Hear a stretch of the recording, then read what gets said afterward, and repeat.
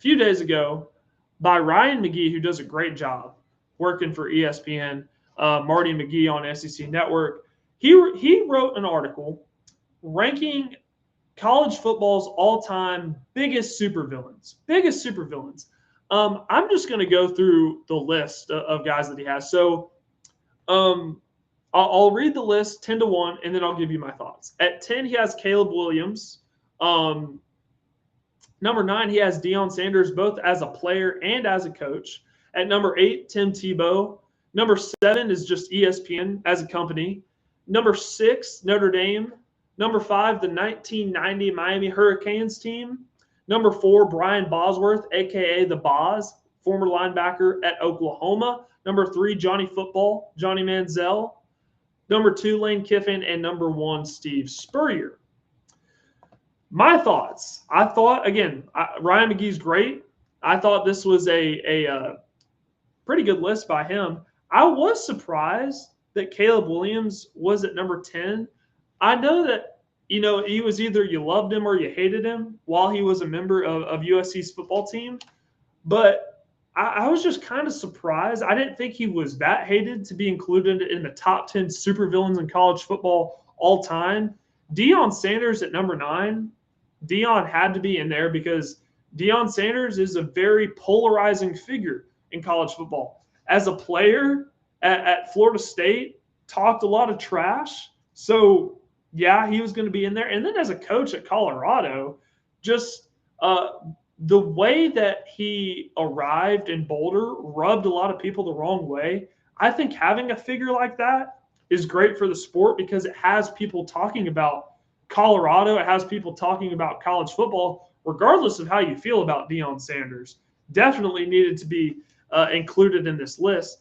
Tim Tebow at 8, I was really taken aback by because to me, I've heard Tim Tebow speak in person several times. Big fan of Tim Tebow. He's too much of a good guy. I view him as one of the all-time good guys in college football versus one of the all-time supervillains in college football. Now, I understand that he was very dominant during his time as the starting quarterback of the Florida Gators. Honestly, probably could have won the Heisman Trophy twice, but I think some of the voters just got a little Tebow fatigue, hence why he didn't win the Heisman Trophy twice. When you have a player that was as dominant as Tim Tebow was, yeah, there's a lot of fatigue, but at the same time, just knowing Tim Tebow and who he is as a person, I'm not sure I understand him being on this list. I would not have included him on the list. At number 7, ESPN as a whole, I think is just hilarious. Ryan McGee outlined some stories because, he goes to a bunch of campuses week in and week out for college football, covering college football. And the perception with ESPN is they either love or hate your team, and most of the time you view them as they hate your team. So that's why Ryan McGee included them in this list. And he shares stories about how he went to Knoxville and, people saw that he had an ESPN polo on and they were booing him. Little did they know that Ryan McGee actually graduated from Tennessee. The same is true. He went to Ohio State one year covering a game, was wearing an ESPN outerwear, got booed. So it doesn't really matter what team you're a fan of. If you see ESPN, you probably think they hate your team. So I thought having ESPN on the list was hilarious. Notre Dame at 6 sounds about right. People hate the fact that Notre Dame is an independent team. They hate that they haven't joined a conference. I don't think I've shared my thoughts on Notre Dame on the show yet. And again, it's still pretty new. We're only a month into the show. So we're still getting a feel, for each other. You're getting a feel of how I am and my personality, what I believe about college football, what I don't believe. I have no problem with Notre Dame being an independent. If I were them, I'd try to hold off as long as I possibly could without joining a conference. Why? Because if I had my own college football program, if I had my own college football team, I'd want to do exactly what they're doing too. Think about it. The privileges that they get as an independent, the independent television deal that they have with NBC and Peacock, the amount of revenue that they get from that deal. Think about if you're in Georgia, for example, and you're in the SEC, and you're a part of a 16-team conference, and you have your television deal with ESPN, with ABC, the TV revenue is split among those 16 teams. But with Notre Dame, since they're the only team in partnership with Peacock and NBC, they get all the revenue. So honestly, it's smart. And if I injected every one of you that's listening right now with truth serum, and you had your own college football program too, you'd want it outlined the exact same way that Notre Dame has it. And that's just the truth. So I have no problem with them being independent.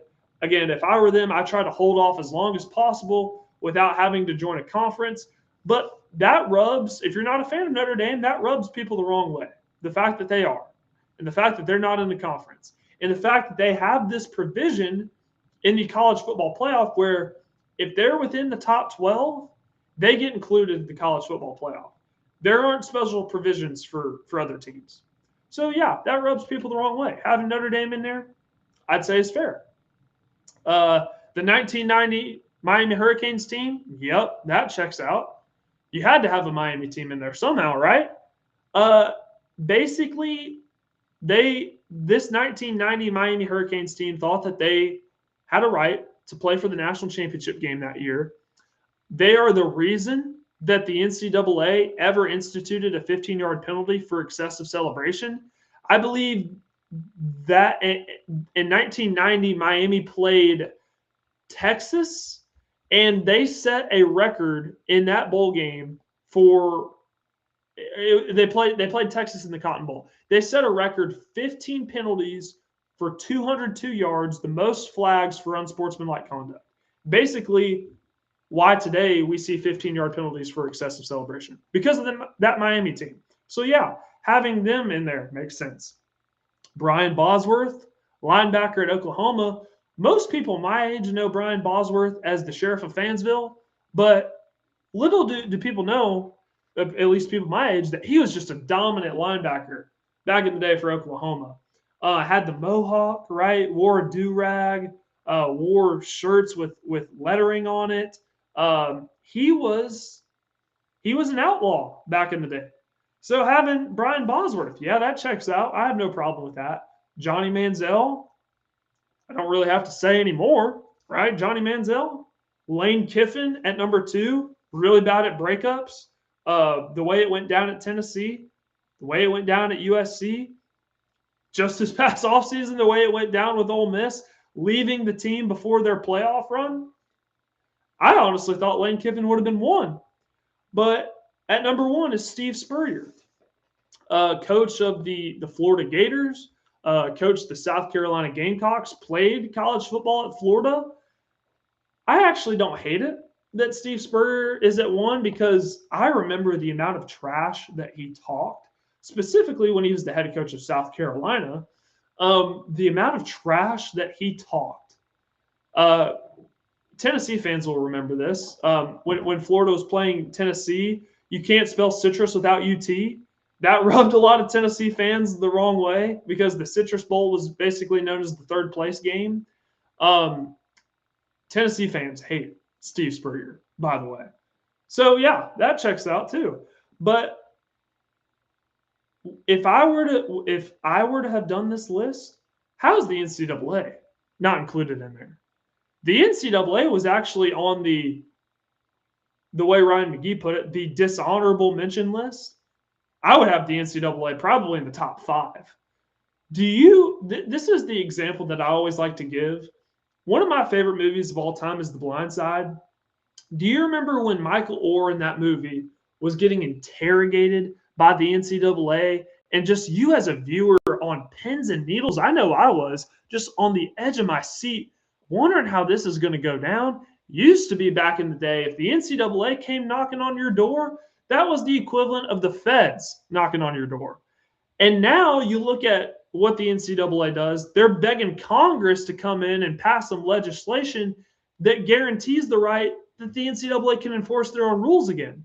They can't enforce their own rules. And when they do enforce rules, it's things like the most recent example, the Arian Carter situation, where honestly, it seems like the entire country is a united front on this issue, that Arian Carter shouldn't be suspended for his $427 flight. So when the college football public is united against the NCAA or against a ruling, that's how you know it's bad. That's how you know it's really bad. I would definitely have the NCAA on this list. The demise of the organization is historic. So yeah, I think the NCAA should be included in there. I would have had Baker Mayfield in place of Caleb Williams. When I think of Baker Mayfield, one of the first memories of watching him play that comes to mind is when he was playing Kansas in Lawrence, and they the captains went out to midfield, do the coin toss pregame, and Kansas didn't shake their hand, and the gestures that Baker Mayfield was doing on the sideline, you know what I'm talking about. You know what I'm talking about. That's one of the ingrained images in my mind of Baker Mayfield.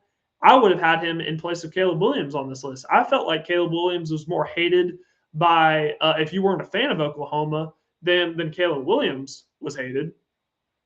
Connor Stallions, that whole Michigan sign stealing saga. I don't know if I were to make this list, if I would have put Connor Stallions in there, but I definitely would have had to think long and hard about it.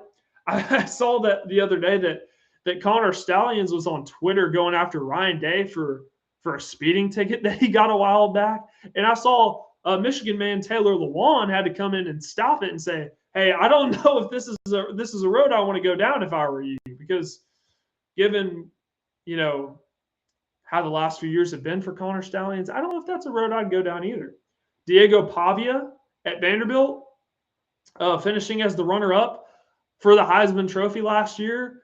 The aftermath of not winning the Heisman Trophy for him, posting on his Instagram story, F the voters, how he handled that situation. Diego Pavia could have been included in this list as well. There's definitely a case for him. So that's kind of my reaction to the list. Overall, I thought it was a good list. I thought Ryan McGee got a majority of these guys right. But I would have definitely had the NCAA in there. I would have replaced Caleb Williams with Baker Mayfield, Connor Stallions, and Diego Pavia. There's a case to be made. Not sure if they would have cracked the top 10, but there's a case to be made.